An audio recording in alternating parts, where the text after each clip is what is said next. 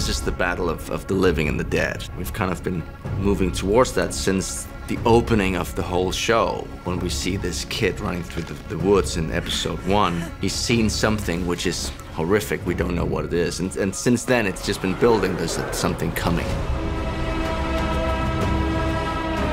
This episode starts, and then it's carnage for a full hour.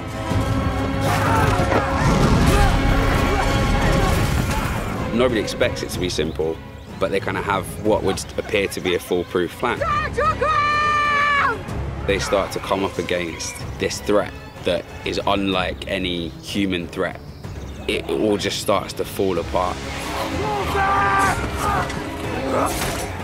Whenever there's been a battle, I've been the guy you're following through. Whereas in this, I'm not. There's so many other characters, so many other lead characters, that I'm just one aspect of it.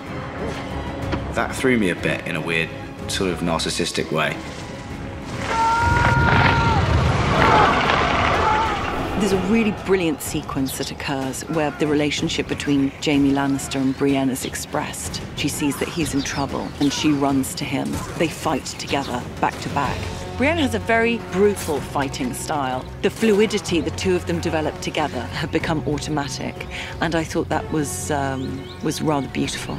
When I read 803 and I saw that I was going to be a part of it, I was so very excited. The reason that Sam is in there is because he's not a fighter. He can show how normal people would cope.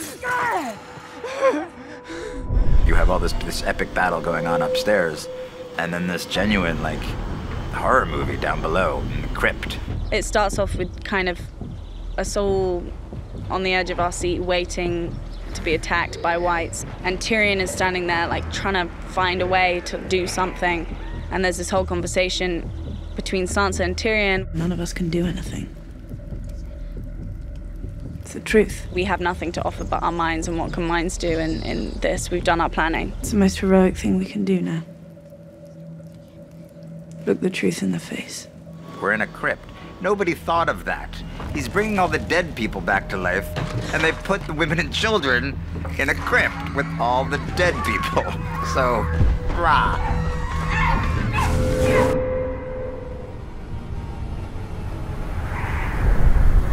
Everyone was like, have you read 3 yet? I was like, no. They were like, okay, just like sit down and read it. And then, yeah, I got to the end and was like, Arya's whole purpose and everything she's trained for comes down to this one episode. It's just amazing. And I'm grateful that it was me and not Kit. I was pissed that it wasn't me killing the Night King. Before we read the finals, I was like, yeah, it's definitely me. But there's no one better, really, to handle that than Maisie. I think she's the best. Jaime, Brienne, Pod are like against the back of this wall, and there's this ocean of undead just coming at them relentlessly.